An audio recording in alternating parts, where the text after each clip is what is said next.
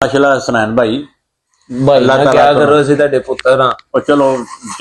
ਇੰਜ ਹੀ ਕਰ ਲਓ ਪੁੱਤਰ ਵੀ ਸਾਡੇ ਤੁਸੀਂ ਹਾਂ ਮੈਂ ਖਰਚਾ ਲੈਣਾ ਹੈ ਨਾ ਤੁਹਾਡੇ ਕੋਲ ਮਾਸ਼ਾਅੱਲਾ ਤੁਸੀਂ ਇਹ ਸਾਂਝੀਆਂ ਸੋਚਾਂ ਹੀ ਸਾਨੂੰ ਇੱਕ ਦੋ ਗਜ਼ਲ ਸੁਣਾ ਲਓ ਗਜ਼ਲ ਹੀ ਹੈ ਨਾ ਸੁਣਾਣੀ ਗਜ਼ਲ ਸੁਣਾਓ ਤੇ ਅੱਗੇ ਕਿਹੜੇ ਸ਼ਾਇਰ ਜੀ ਜਰਾ ਦੱਸਿਆ ਮੇਰੇ ਗਰਾਈ ਨੇ ਜੀ ਕਾਸ਼ਿਫ ਅਬਾਬ ਸਾਹਿਬ ਕੀ ਕਹਿੰਦੇ ਕਾਸ਼ਿਫ ਭਾਈ ਤੁਹਾਡੇ ਇਹਨਾਂ ਦੇ ਸ਼ੇਰ ਮੈਂ ਅੱਗੇ ਵੀ ਸੁਣੇ ਜੀ ਅੱਜ ਫੇਰ ਸੁਣੋ ਜਿਹੜੀ ਗਜ਼ਲ ਤੁਹਾਨੂੰ ਮੈਂ ਪੇਸ਼ ਕਰ ਰਿਹਾ ਉਹਦੀ ਤੇ ਕਿਆ ਹੀ ਬਾਤ ਹੈ ਨਾ क्या बात है माशाल्लाह जी अरशाद जी कि कोई नहीं सुनदा आवाज नहीं माए कोई नहीं सुनदा आवाज नहीं माए खा गए रीत रिवाज नहीं माए खा गए रीत रिवाज नहीं माए वालां दे विच चांदी आ गई ओ माशाल्लाह क्या बात है यार वालां दे विच चांदी आ गई पर ना बनया दाज नहीं माए पर नहीं बनया दाज नहीं माए हां जी क्या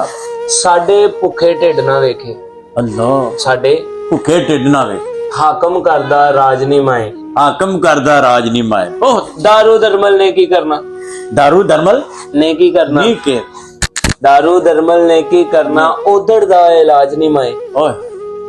क्या बात आ किसे दवाई च नहीं इलाज है उधड़ दा छੱਡ ਗੱਲਾਂ ਦਿਓ ਤੁਸੀਂ ਯਾਰ मैं अपने करदा ਇਹਦਾ ਮੂੰਹ ਚ ਮਾਮਾ ਜੀ ਨੇ ਸ਼ੇਰ ਲਿਖਿਆ ਯਾਰ ਤੁਸੀਂ ਮੇਰਾ ਚੁੰਮ ਲਓ ਜ਼ਰਾ ਦੂਰ चल यार नाता तो है ना माए करके दूर पलीती दिल दी माशाल्लाह करके दूर पलीती दिल दी नीयत साडी साज नहीं माए ओए होए नीयत साडी साज मकता लिख रहे ने ओ जी के वेले खिसे अमल ना पल्ले